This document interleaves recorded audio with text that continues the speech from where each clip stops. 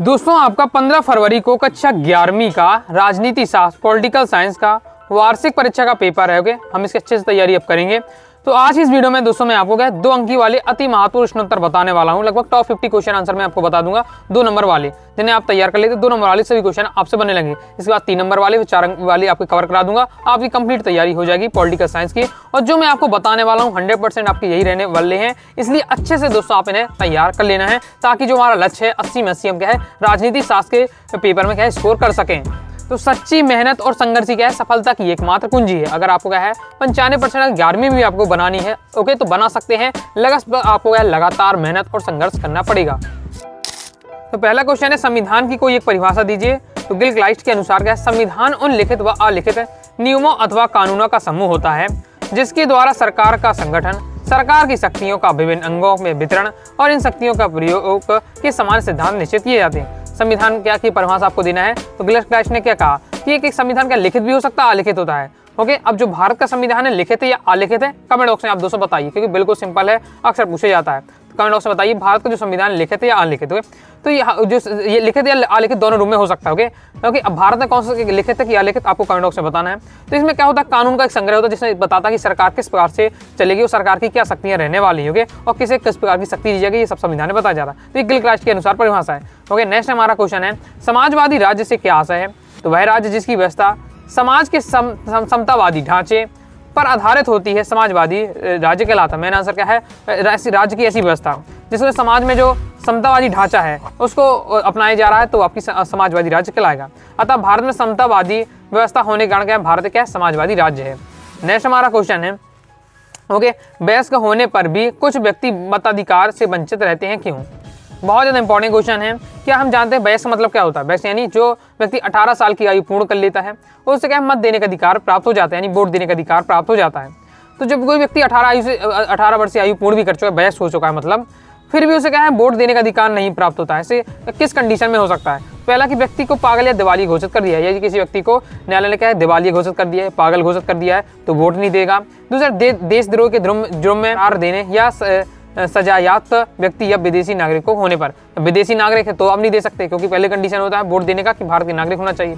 या फिर आपको देशद्रोह के जुर्म में क्या है आपको सजा सुना दी गई है, तब आप नहीं दे सकते हैं वोट। आगे देख लेते हैं, कौन मत देने योग्य है, मतलब कौन कौन वोट देने का अधिकार प्राप्त है भारत में। तो भारत में मतदान की योग्यता क्या होनी चाहिए। पहले तो वह भारत का नागरिक होना चाहिए, उसकी उम्र क्या होनी 18 वर्ष होनी चाहिए कम से कम, और वह पागल या दिवालिया या देशद्रोही घोषित ना हो। ओके, क्योंकि ये सब हो जाता है तो फिर क्या वोट नहीं दे पाएगा। चौथा है आपका वह विदेशी नागरिक ना हो, यानी भारत का नागरिक विदेशी नागरिक ना हो। सिंपल आपका दिया हुआ है। कार्यपालिका सतत रूप से किसके नियंत्रण में रहती है। तो कार्यपालिका सतत रूप से क्या राष्ट्रपति के नियंत्रण में रहती है। केंद्र की कार्यपालिका शक्ति राष्ट्रपति को प्राप्त है और उसके द्वारा प्रत्यक्ष रूप से या उसके अधीन अधिकारियों के जरिए संविधान के अनुसार क्या अधिकारों का प्रयोग किया जाता है।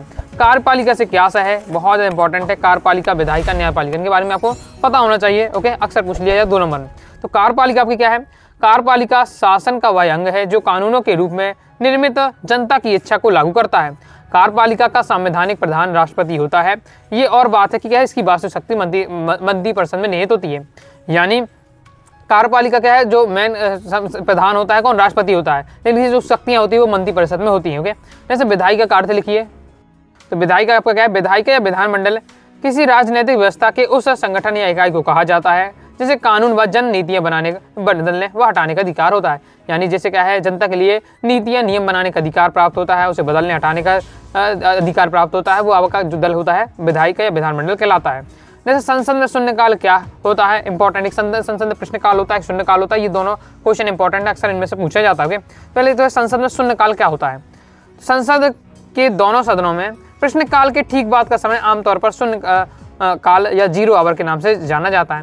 देखिए यहाँ प्रश्नकाल भी होता है, एक शून्यकाल भी होता है। जब प्रश्नकाल के बाद जो उसके बाद का जो समय होता है वो शून्यकाल के या 0 आवर के नाम से जाना जाता है। शून्यकाल में सांसद तत्काल सार्वजनिक महत्व के प्रश्न उठा सकते हैं, मतलब सांसद को ये अधिकार प्राप्त हो जा सकती है जो क्या है समाज में चल रहा है तत्काल समय का, उसके बारे में क्या प्रश्न पूछ सकते हैं, प्रश्न उठा सकते हैं। नेक्स्ट हमारा क्वेश्चन है, संघात्मक शासन प्रणाली के 2 गुण लिखिए। तो संघात्मक शासन प्रणाली के 2 गुण कौन कौन से। पहला है राष्ट्रीय भावना का विकास एवं उनकी सुरक्षा। दूसरा है शक्तिशाली राज्य की स्थापना। ये 2 हेडिंग हैं। कि कोई भी क्वेश्चन का सॉल्यूशन आप दोस्त तैयार करें तो आपको मैंने क्या है, यहाँ हेडिंग आपको अच्छे से याद कर लेना है। हेडिंग तो आपको याद होनी चाहिए, फिर उसके बाद अगर पढ़ लेते समझ लेते तो अपने हिसाब से लाइनें आप लिख सकते हैं। मेन हेडिंग रहेगा, जैसे कॉपी टीचर कॉपी भी चेक करता है तो मैंने आपकी पहले हेडिंग देखेगा तो अपने वो सही लिखी, तुरंत आपको नंबर मिल जाते हैं। संघात्मक शासन प्रणाली के 2 गुण है, राष्ट्रीय भावना एवं का विकास एवं उनकी सुरक्षा। दूसरा क्या है, शक्तिशाली राज्य की स्थापना। ये है आपकी संघात्मक शासन प्रणाली की गुण। ओके, नेक्स्ट दोष भी। ओके, दोष या गुण, इनमें से एक ना एक क्वेश्चन अक्सर पूछा जाता है तो आपको तैयार करके रखना है। तो संघात्मक शासन प्रणाली के 2 दोष कौन कौन से हैं? राष्ट्रीय एकता पर आघात। ओके, दूसरा है अपव्यय। ये है आपके संघात्मक शासन प्रणाली के आपके दोस्त तैयार करना है। राष्ट्रीय एकता पर आघात किस बार से? संघीय शासन में राष्ट्रपति एकता को आघात हो जाएगा, पहुंचने की भी आशंका रहती है। अनेक बार राज्यों की सरकारें अपनी उन्नति का प्रयास करती हैं और उद्देश्य क्या, कोई चिंता नहीं होती है। दूसरा है अपव्यय। संघीय सरकार व्यय साध्य है क्योंकि इसमें दोहरी राजनीतिक संस्थाएं, दोहरी प्रशासनिक व्यवस्था, दोहरे कानून होते हैं। संघीय सरकार में समय और शक्ति का भी क्या है, अपार अपव्यय होता है। अगर एक ही व्यक्ति को पूरा शासन चलाना है, देश चलाना है, तो वह क्या है, वो एक पूरा रूपरेखा बनाए किस बार से धन का व्यय करना है। लेकिन यहाँ 2 सरकार संघात्मक मतलब है कि राज्य की अलग सरकार है और केंद्र की अलग सरकार है। ओके, तो इसमें क्या है, ये अपने अपने नियम, इनके अपने अपने कानून थोड़ा रहते हैं, तो इसमें क्या है, अपव्यय भी होता है धन का। तो ये आपके 2 हो जाते हैं संघात्मक शासन प्रणाली के। तैयार कर लीजिएगा। नेक्स्ट हमारा क्वेश्चन है, हमारे संविधान निर्माता संविधान को एक संतुलित दस्तावेज बनाने के पक्षधर थे। संतुलित दस्तावेज से क्या अभिप्राय है? तो संतुलित दस्तावेज का अभिप्राय है कि संविधान को इतना लचीला होना चाहिए कि उसमें आवश्यकता अनुसार बदलाव किए जा सके। मतलब ऐसा होना चाहिए संविधान को कि जब अगर आवश्यकता पड़े तो संविधान के नियमों में बदला सके, लेकिन साथ ही इतना अनावश्यक और अक्सर होने वाले बदलाव से बचाया जाना चाहिए, और इतना भी ज़्यादा लचीला ना हो कि कोई भी आके आसानी से क्या है संविधान में बदलाव कर जाए। तो इतना भी लचीला नहीं होना चाहिए, और लचीला थोड़ा बहुत होना चाहिए कि जितने में क्या है अगर बदलाव करना चाहे तो कर सकें, इस टाइप से। नेक्स्ट, भारतीय संविधान में संशोधन की प्रक्रिया को संक्षेप में लिखिए। तो संविधान में अगर संशोधन करना है तो किस तरीके से आप कर सकते हैं? तो साधारण विधि और एक आपकी विशेष विधि। ओके, तो ये आपका दिया हुआ है, तो अच्छे से आपको इसे तैयार कर लेना है। साधारण विधि में क्या होता है कि देखिए 2 आपकी सभा होती है, एक लोकसभा एक राज्यसभा होती है, और दोनों से अगर कोई भी क्या है जो विधेयक क्या है पारित हो जाता है, उसके बाद क्या राष्ट्रपति के साइन हो जाते हैं, तो क्या है संविधान में संशोधन हो जाता है। ओके, या फिर नियम भी इसी बार से बनाया जाता है, तो साधारण विधि होती है। इसके बाद दोस्तों विशेष विधि दी है, दोनों को आपको तैयार करके रखना है। जैसे हमारा संविधान किन मूल्यों के लिए प्रतिबद्ध है? तो हमारा संविधान स्वतंत्रता, समानता, लोकतंत्र, सामाजिक न्याय, राष्ट्रीय एकता जैसे मूल्यों के लिए प्रतिबद्ध है। पारस्परिक निषेध से क्या तात्पर्य है? तो पारस्परिक निषेध का अर्थ है धर्म और राज्य दोनों एक दूसरे के अंदरूनी मामलों से दूर रहेंगे। राज्य के लिए यह जरूरी है कि वह धर्म के क्षेत्र में हस्तक्षेप न करे। यानी क्या है, जो राज्य है वो क्या है, हर व्यक्ति को अपने अपने धर्म चुनने का अधिकार, अपना अपना धर्म, अपने अपने क्या है पूजा पाठ तरीका चुनने का अपना अधिकार रहेगा। ओके, ये आपको बताया जा रहा है। जैसे समानता का क्या अर्थ है?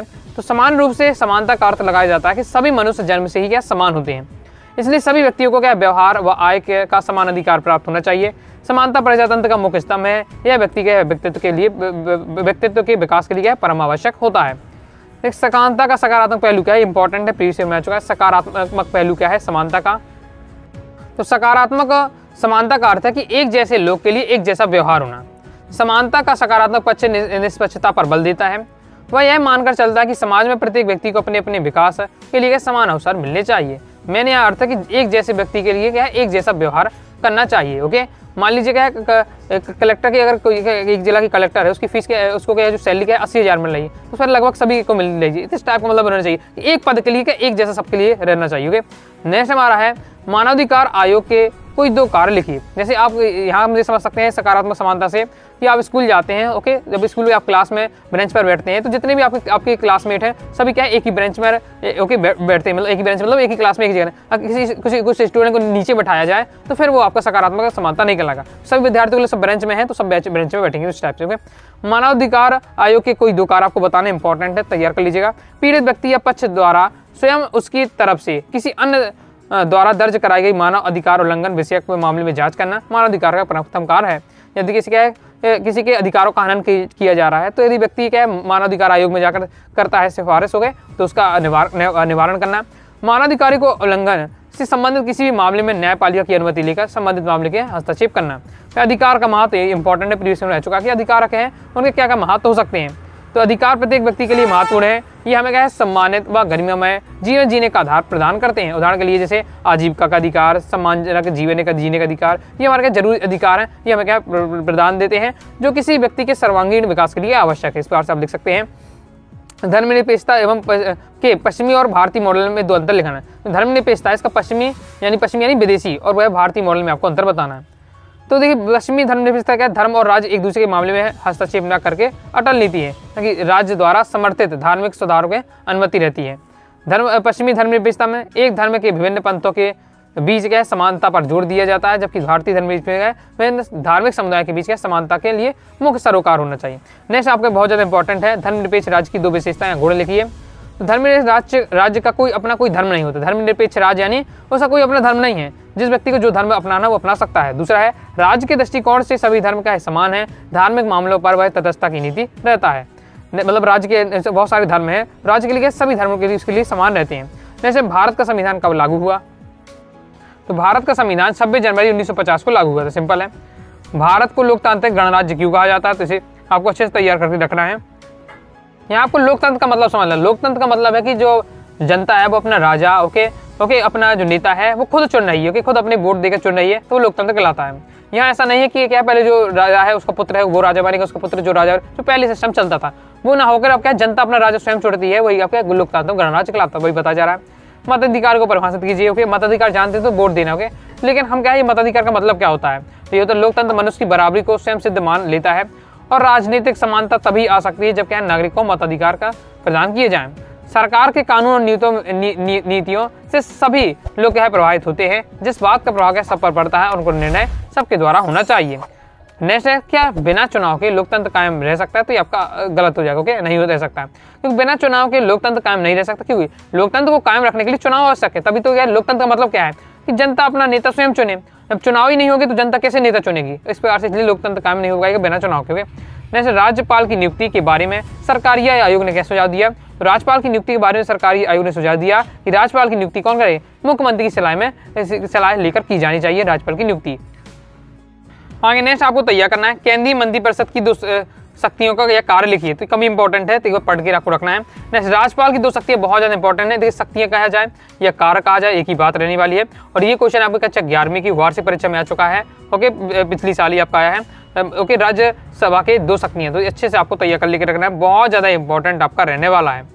तो नेक्स्ट आपका लोकसभा के अध्यक्ष की 2 कार्य लिख के रखना है। 2 कार्य कौन से, पहले सदन में नेता से परामर्श कर लोकसभा के कार्यक्रम को निश्चित करना, ये होता है लोकसभा के अध्यक्ष का कार्य। दूसरा है ओके, साथ ही सदन में सदस्यों को भाषण देने की अनुमति देना, उनका क्रम और समय निश्चित करना कि कौन पहले भाषण देगा कौन बाद में देगा और किस समय देगा, ये निर्धारित करना। दूसरा, सदन की कार्रवाई का संचालन करना, सदन में कोई भी प्रस्ताव रखने योग्य अथवा नहीं इसका क्या निर्णय करना। सिंपल है। नेक्स्ट है आपको तैयार करके रखना है, स्वायत्तता की चाह में प्रदेशों द्वारा उठाई जाने वाली 2 मांगों के नाम लिखिए। तो पहला कौन सी मांग है कि राज्य की शक्तियों पर केंद्र के हस्तक्षेप की व्यवस्था समाप्त की जाए तथा संसद के द्वितीय सदन में राज्यों में समान प्रतिनिधित्व दिया जाए। यानी क्या, स्वायत्तता की मांग में प्रदेश लोग कहते, कुछ बहुत प्रदेश ऐसे कहते हैं कि केंद्र बहुत ज्यादा हस्तक्षेप करता है राज्य के कार्यों में, तो हस्तक्षेप को समाप्त किया जाए। दूसरा, राज्य विधानमंडल द्वारा पारित विधेयक को राष्ट्रपति के पास भेजने की व्यवस्था समाप्त हो एवं अनुच्छेद क्या 356 को समाप्त कर दिया जाए। जैसे संघात्मक सरकार की क्या है 2 परिभाषा दीजिए। तो संघात्मक सरकार की आपकी 2 परिभाषा आपको कौन सी, एक गार्नर के अनुसार दी है, दूसरा केसी बियर के अनुसार दी है। दोनों को आपको यार तैयार कर लेना है। ओके, नेक्स्ट है हमारा क्वेश्चन, आपको इसमें जो इंपॉर्टेंट है मैं उनको फोकस ज्यादा करूंगा। पहले, भारतीय संविधान एक जीवन दस्तावेज है, समझाइए, बहुत ज्यादा इंपॉर्टेंट है। तो भारतीय संविधान एक जीवन दस्तावेज कहा गया था, क्यों कहा गया है? भारतीय संविधान एक जीवन दस्तावेज है क्योंकि इसमें परिस्थिति के अनुरूप क्या संशोधन किया जा सकता है। इस प्रकार भारतीय संविधान निरंतर बदलती हुई परिस्थितियों और नई नई चुनौतियों का सामना करने में सक्षम रहा है, यही इसकी जीवंतता का सबसे बड़ा प्रमाण है।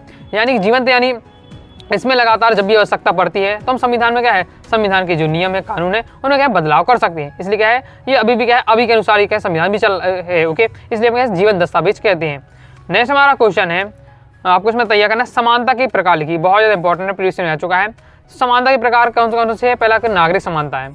नागरिक समानता का प्रकार क्या, राज्य द्वारा धर्म, वंश, लिंग, जाति के आधार पर क्या किसी व्यक्ति से क्या भेदभाव नहीं किया जाएगा, ये आपका नागरिक समानता। दूसरा है दोस्तों आपका सामाजिक समानता। सामाजिक समानता का आशय क्या है कि समाज में सभी व्यक्तियों को व्यक्ति होने के नाते महत्व दिया जाना चाहिए, समाज के विशेष अधिकार को क्या समाप्त कर दिया जाना चाहिए। इंपॉर्टेंट। नेक्स्ट है प्राकृतिक समानता किसे कहते हैं, बहुत ज्यादा इंपॉर्टेंट है, ये पिछली साल आपका आ चुका है वार्षिक परीक्षा में कि प्राकृतिक समानता क्या है। तो प्राकृतिक समानता का मतलब है कि प्रकृति ने मनुष्य को समान बनाया है, जो प्रकृति से ने क्या मनुष्य को, सभी व्यक्ति को समान बनाया है, सभी मनुष्य को आधारभूत रूप से समान है। सामाजिक समझौता सिद्धांत में भी प्रकृति अवस्था में मनुष्य की समानता का विशेष उल्लेख किया जाता है, किंतु वर्तमान समय में व्यक्तिगत समानता की धारणा को अब क्या है, अमान्य कर दिया जा चुका है। नेक्स्ट, किन्हीं दो प्राकृतिक अधिकारों को नाम लिखिए।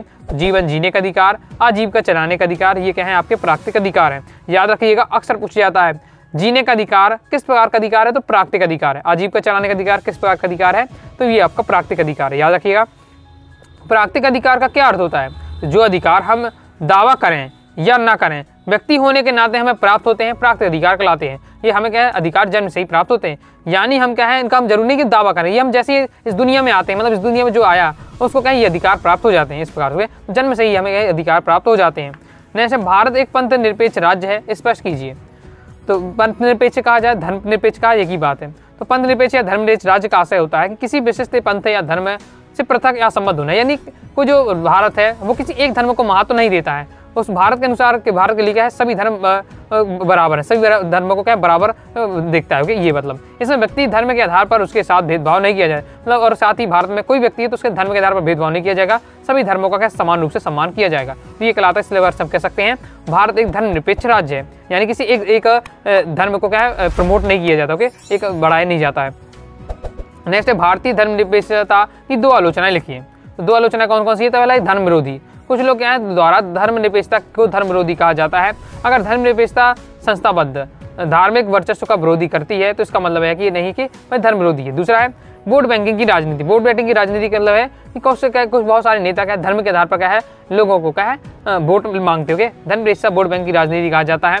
वोट बैंक की राजनीति स्वयं इतनी गलत नहीं है, गलत तो वोट बैंक की वैसी राजनीति है जो क्या अन्याय को जन्म देती है। धर्म निरपेक्षता का क्या असर, तो वही है, धर्म निरपेक्षता का मतलब क्या होता है कि क्या है, कोई भी राज्य है तो वो क्या है हर धर्म का क्या समान रूप से सम्मान करेगा और क्या किसी भी व्यक्ति के जो धर्म है उस पर क्या हस्तक्षेप नहीं करा जाएगा। तो यही होता है आपका धर्म निरपेक्षता का मतलब। आगे देख लेते हैं। आगे बढ़ने से पहले बताना चाहूँगा, प्रॉपर आपको तैयारी करना चाहते हैं क्लास 11th पॉलिटिकल साइंस की, तो आप अनुराग सारी क्लासेस की क्लास 11th पॉलिटिकल साइंस के कोर्स को ज्वाइन कर सकते हैं। 90 39 53 40 79 इस दिए व्हाट्सएप मैसेज करके आप क्या कोर्स को ले सकते हैं। इसमें आपको कंप्लीट इंपॉर्टेंट के पीडीएफ मिल जाएगा, जिससे आप क्या कम समय अच्छी तैयारी कर पाएंगे।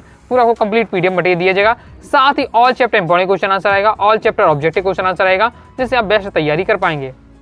इसके बाद दोस्तों आपको संविधान के दो महत्व आपको तैयार करके रखना है। सार्वभौमिक वैश्य मताधिकार के दो पक्ष में आपको तर्क दीजिए। तो पहला कि लोकतंत्र की आधारशिला होती है, तो ये संपूर्ण जनता की क्या है वास्तविक प्रतिनिधित्व होता है इसमें। तो ये आपके सार्वभौमिक वैश्य मताधिकार के पक्ष में दो तर्क। ओके, सार्वभौमिक वैश्य अधिकार क्या है, तो ये भी आपको तैयार करके रखना है, अक्सर पूछ लिया जाता है। फिर राष्ट्रपति के विशेष अधिकार, राष्ट्रपति को कुछ विशेष अधिकार प्राप्त हैं, कोई आपको दो बताना है, जैसे कि वह किसी भी भारतीय के प्रति उत्तरदायी नहीं होगा और इन कार्यों करने के कारण उसके विरुद्ध क्या किसी भी न्यायालय में क्या न्यायिक कार्रवाई नहीं होगी। दूसरा है उसको बंदी बनाने के लिए अधिपत्र वारंट जारी नहीं किया जा सकता एवं बिना पूर्व सूचना के राष्ट्रपति को क्या दीवानी कार्यवाही नहीं की जा सकती। नेक्स्ट है मंत्रियों की श्रेणियाँ लिखिए। तो मंत्रियों की श्रेणी क्रम से पहले प्रधानमंत्री है या मुख्यमंत्री वह मंत्रिपरिषद का क्या अध्यक्ष होता है। इसके बाद आता है कैबिनेट मंत्री, फिर राज्य मंत्री, फिर उप मंत्री। ओके, तो फिर इसके बाद धन विधेयक और साधारण विधेयक में आपको अंतर तैयार कर लेना बहुत ज़्यादा इंपॉर्टेंट है।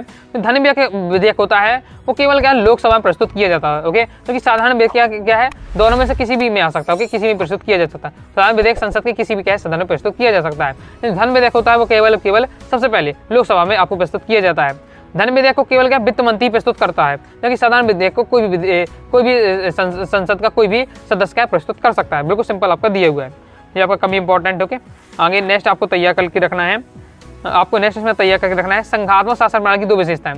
तो मैंने आपको पता है इससे पहले गुण और दोष बता चुका है, तो गुण क्या है और विशेषता क्या है लगभग एक ही बात रहने वाली है। तो गुण विशेष दोष है वो तैयार करके आपको अच्छे से रख लेना। ओके, गुण का है तो वही विशेषता है, तो विशेषता में आप गुण आप सेट लिख सकते हो।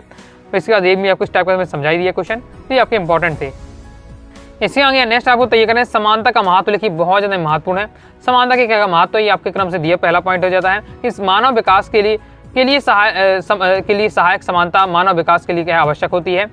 ओके, इसके आपकी हेडिंग यहाँ बन जाएगी मनुष्य के सर्वांगीण विकास तभी हो सकता है जब उसे क्या समानता का अधिकार प्राप्त हो।